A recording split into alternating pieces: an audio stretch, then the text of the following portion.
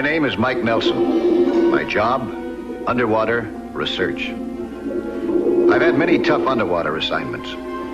I've been hired to photograph sharks for scientific institutions. I've been retained by Marine Land to study the behavior of whales at close range.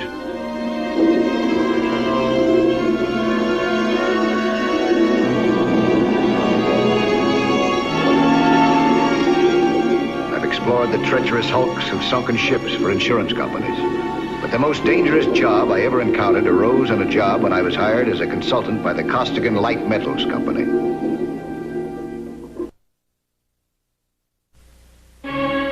When I was told to report to the office of the president for briefing, I knew that my job was important. In his office, the first thing I saw was a strange rock. It glittered like a giant emerald. You're looking at the ore of beryllium, Mr. Nelson. Beryllium? Yeah, that's one of the light metals, isn't it? A vital defense material. But the United States has no stockpile. In case of war, we'd be in trouble. But now, there is a stockpile waiting for us, right here. Over 50,000 tons of high-grade crystals like that one. We've bought up the rights to mine it, but there's one tough problem. The vein is at the bottom of an underwater canyon. Strong surges of current flow right through it. Sides are covered with coral reefs and ledges. Our dredging equipment would get hopelessly snarled. Yeah, I can see that it would. Now, what I want you to tell me is this. Could a team of divers mine that ore? Well, that depends on quite a few things. How deep is the bottom of that canyon? 170 feet. Oh, that wouldn't be easy. The surge would rule out helmet divers. But skin divers equipped with aqua lungs might be able to handle it. Well, can they work at 170 feet? Only for a few minutes. But with extra air tanks, that could be stretched to, well, say, an hour per dive. How many such dives can a man make per day? Over a sustained period? 2. No, in that case, we'd need about 20 divers. You'll be lucky if you get 5. 5? Oh, there must be dozens of frogmen who'd sign up for this job. Men who've been trained to handle the toughest situations in the water. Down to 110 to 20 feet. Below that, they run into something that training can't prevent. Rapture of the deep. What's that? Well, it's kind of a groggy feeling. It's caused by compressed nitrogen in the body. The technical name for it is nitrogen narcosis.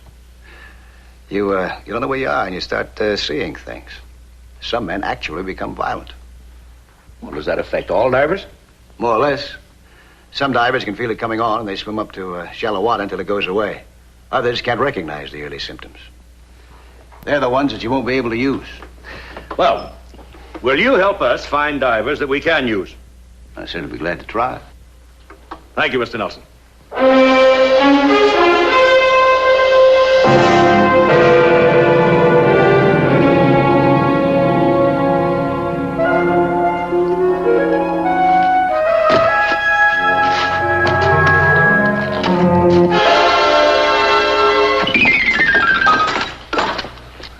How are you going to bring heavy rocks up from 170 feet? Well, first we'll blast them loose from the volcanic lava. Then we'll go back down again and gather them up in steel mesh nets. The ship will haul them to the surface. Charlie, you can't make this kind of dough doing these kind of stunts and pictures. The money I make in pictures, I live to spend. Sorry, Mike. Too risky for me. See you, Mike.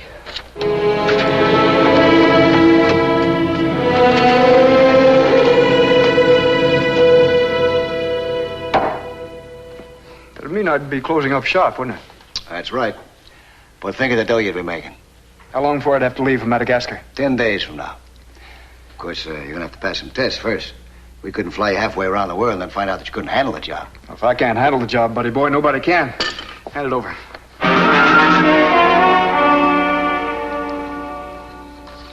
About how long would I be away? About a year. May I ask a question? Is it dangerous? Louise, your husband was one of the best frogmen in our outfit. If he passes these tests that I'm going to put him through, you haven't got a thing to worry about. I'm sorry, Doug. I don't want you to go.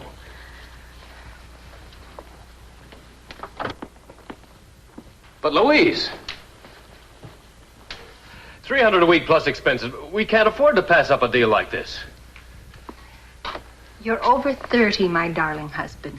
And besides, you've got Carol and me to think about now. Okay. I guess I know when I'm licked. If you ask me, pal, you're a pretty lucky guy. Goodbye, Louise. I'll see you, Doug. Hold it, Mike. Look, who are we kidding? Business has been rotten. The baby's been sick. We got a stack of bills bigger than the house. Count me in. Doug. Count me in. Look, why don't you think about this for a while and give me a ring? You heard what I said. Have I jaundice, kidney trouble, heart trouble, diseases of the joints, No. shortness of breath, No. pleurisy, pneumonia, asthma, respiratory infections? Nope. Any major surgery in the last 5 years? Nope. Okay, Doug, you're next. Yeah. Stripped to the waist, huh? Hey, Mike, is this a very tough exam? Same type you passed in the Navy. Good. Sorry I'm late, Mike. Got delayed at the shop. That's okay, Paul. Doug. Hi, Paul. Hi. You, trying out for this Madagascar deal? Yeah, that's right. I thought you said it was rough. It is. You think you can be counted on? In emergencies, I mean? Don't worry about me. What is this? None of my business. Oh, wait a minute now. If this is something that I should know, let me hear it. Well, it happened last summer. He was my buddy on a deep dive. We followed a barracuda into some seaweed, got tangled up. And? And he got free. I signaled for help, and he got scared. He went right up. You let him stay there? Of course not. I felt nitrogen narcosis hitting me, so I signaled him to go up with me. He refused. Refused? I was tangled in the seaweed, buddy. Oh, seaweed. There wasn't any seaweed. Hey, what is this? I thought you guys were pals. You sweated out the war together? You opened up a diving club? What gives? It's very simple. He just can't admit he's lost his nerve, that's all. Look, let's get something straight. You're the one who's lost. When you lost Louise. Louise? Don't deny it. Ever since the day we announced our engagement, you've had it in for me. Now you're trying to knife me in the back. I'm trying to keep you from killing yourself. You're afraid. The first dive you make below 50 feet, you'll panic. Mr. Trimble. We'll see about that when I make my test. Yeah, we will. Doug? Yeah? I don't know which one of you is telling the truth. But this is going to be a very rough job. Each diver is going to have to depend on the other guy for his life. I don't want any personal grudges. Is that clear? Sure. Yeah. This was a problem that I hadn't bargained for. Two divers that I was counting on the most at each other's throat, when every candidate was essential to this nationally important project. The assignment was a great challenge. If I could train skin divers to become underwater miners, the great resources of underwater mineral deposits would be available, increasing our national wealth. We devoted several days testing individual divers. Each man had to qualify in the use of underwater explosives so they could blast the beryllium oil loose from the bottom of the sea in Madagascar.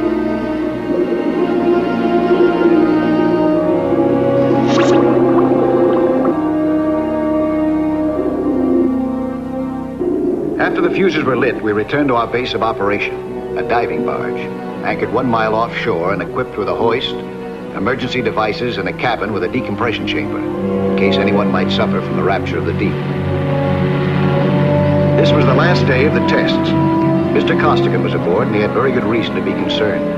So many men had failed to qualify that the Madagascar crew was still short 2 divers, and only a few candidates left. Paul Barton and Doug Trimble were members of this last group.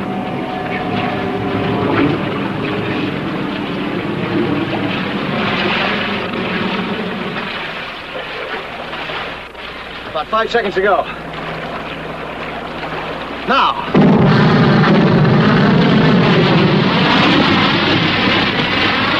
Right on the button.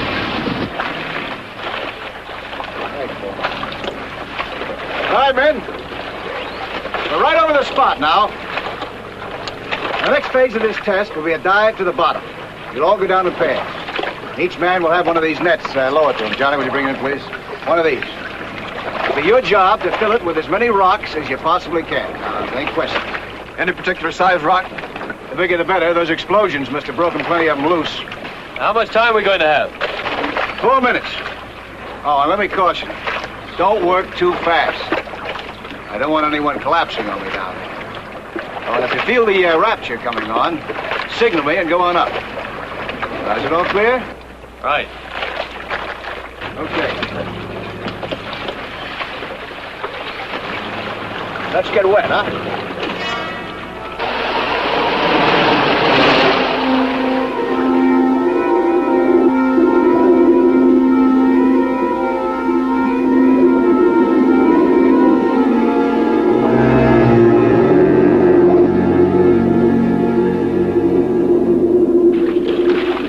Right, Johnny, lower the net.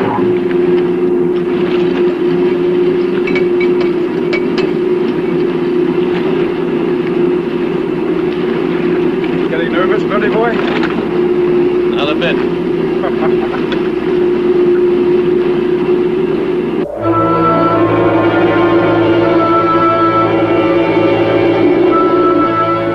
I carried an underwater slate to grade them for performance and write down instructions.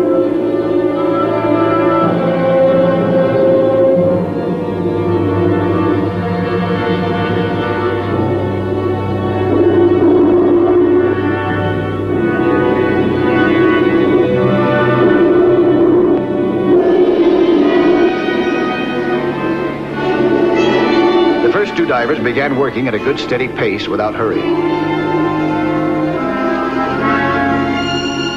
The water gave the rocks a certain amount of buoyancy, and I felt pretty hopeful that both of them may qualify. But working at a great depth, breathing compressed air for a prolonged time plays tricks on the mind. And one of the divers suddenly forgot one of the safety rules of diving. Look first before you reach into dark holes or you may tangle with the vicious teeth of a moray eel. When molested, these babies attack ferociously with powerful jaws and sharp teeth which slant inwards. Suddenly the eel struck, fastening its teeth in his hand like fish hooks.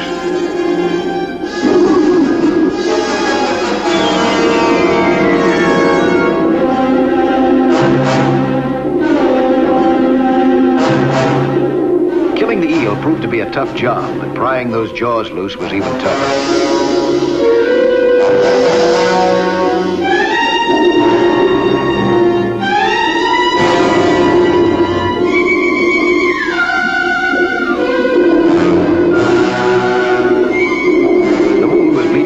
So I quickly improvised a tourniquet. This man had forgotten an important safety regulation. It was obvious that he was affected by Rapture of the deep. He didn't meet our safety standards, and we were still short of at least one diver.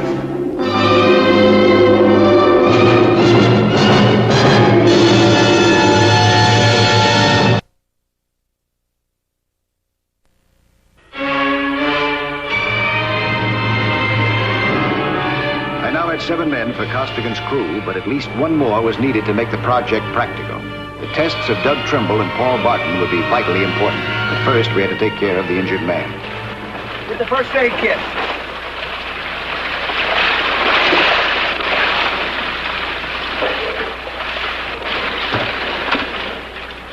How you feel? Like I went through a buzzsaw. He was lucky. What do you mean? His buddy stuck by him. Why don't you knock it off?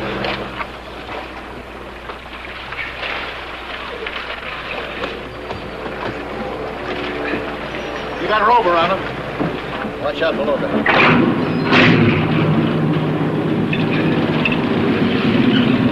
Not too late to back out. I could understand. Listen, I told you to knock it off.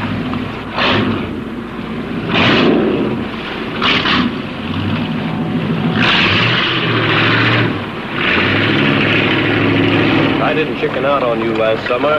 I haven't lost my nerve. I'm still just as good a diver as I ever was, so get off my back. I don't understand why you're trying to con yourself into a job you know you can't handle. I don't understand why you're trying to knife your own buddy in the back. No matter how jealous you are. Jealous? Yeah, jealous. Here, stop it. Cut it out. Cut it out. Hear me? Cut it out. Cut it out.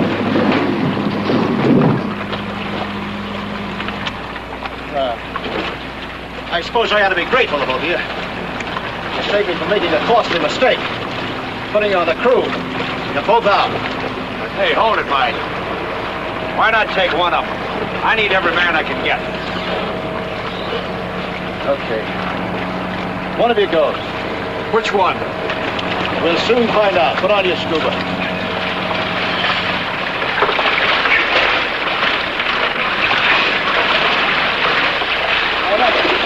You'll be graded not only on the number of rocks you can gather, but on diving technique, response to orders, and reaction to emergencies. All right, let's go.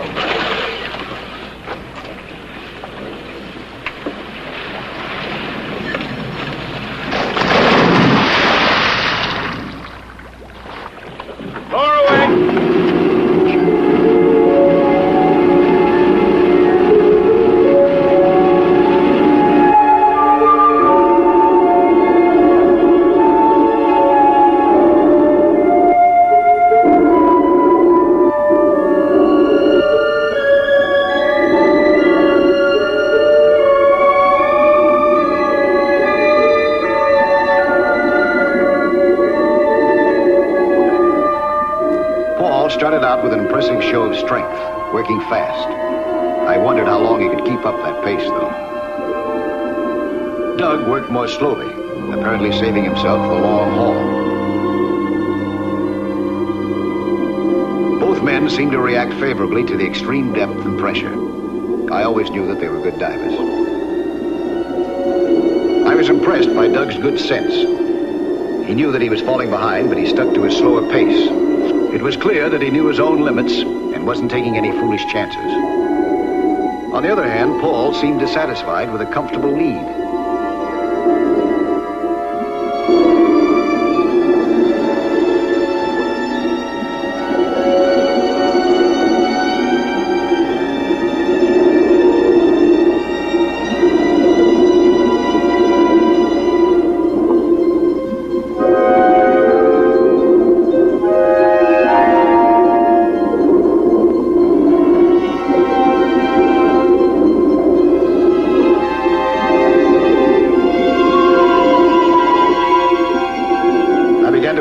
Push himself to the point of exhaustion, which can come on you with surprising suddenness at this depth, without any signs of forewarning.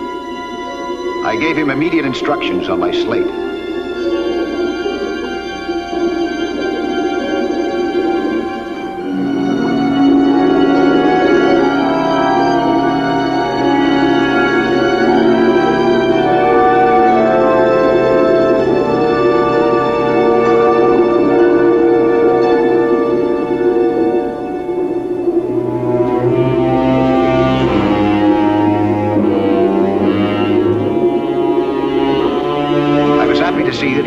To orders, something any child can do in the fresh air and sunshine, but which is far from simple under these conditions.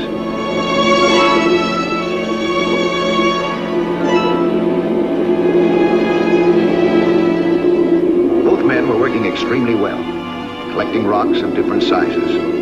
I was beginning to have hope that Costigan would have the extra man that he so desperately needed for his crew, and that underwater mining might soon become a reality because of these tests. I was grading Doug, observing him closely, when Paul suddenly did the unexpected. Instead of a rock, he picked up a guitar fish and began doing an Apache dance.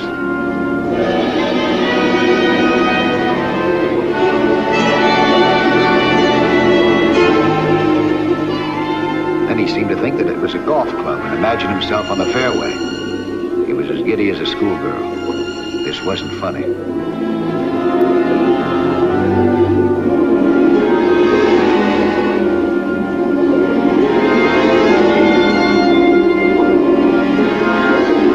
I told him that he had Rapture of the deep. I ordered him to go up to the shallower water where I knew the condition would automatically clear up. But instead of obeying, he nearly bashed my head in.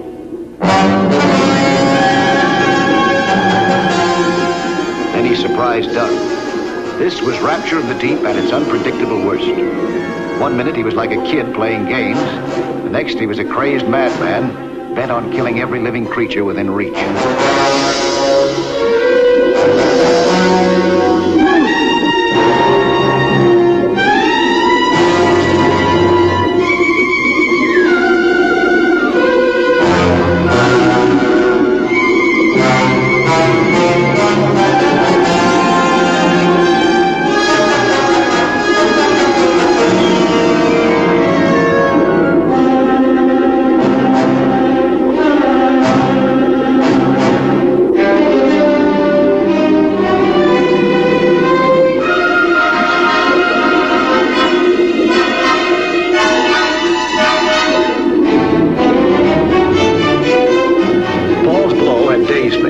I felt paralyzed, as though I were caught in a weird nightmare. The two figures struggling desperately nearby seemed completely unreal. I kept waiting for them to disappear. But those fighting shapes persisted, and when they finally became shockingly real to me, I grabbed Paul. But he seemed to have the strength of a madman.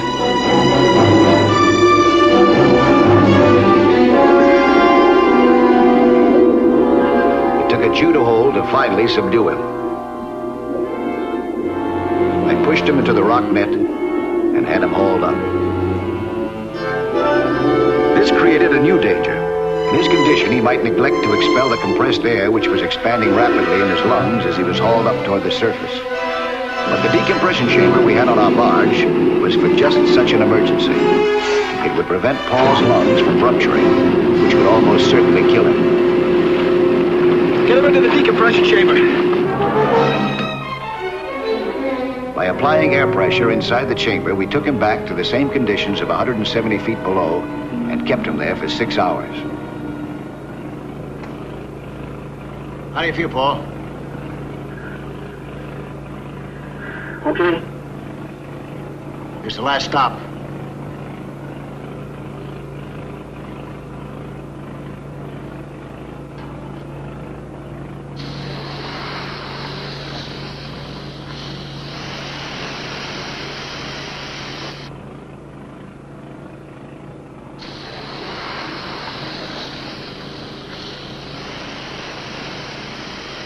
After reducing the pressure in slow stages, it was safe to open the lock of the chamber.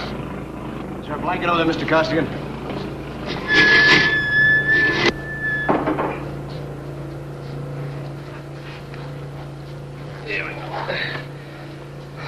How do you feel? Yeah, better. Yeah, that's right. What did I do down there? Tried to kill us both. Did I? Yes, you did. There was no giant squid? No.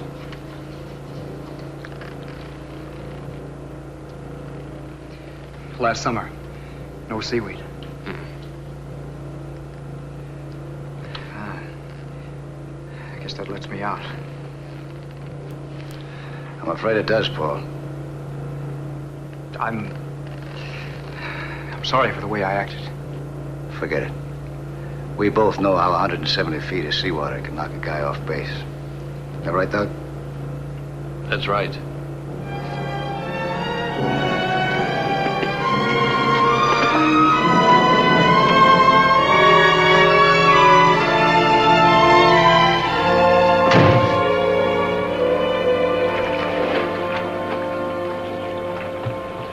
Well, that's another one we'll have to cross off the list.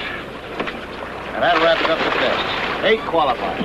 They can all make the grade, huh? Guaranteed. What about Rapture of the Deep? They can handle it. You can start mining that ore as soon as you can get them to Madagascar. Good. My job was done. Soon metal taken from the ocean floor and fabricated into planes and rockets would go shooting through the air, maybe even into space.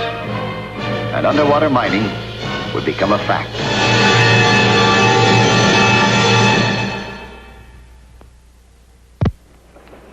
Hi, I'm Lloyd Bridges, inviting you to join us for another action-packed story of underwater adventure 1 week from today.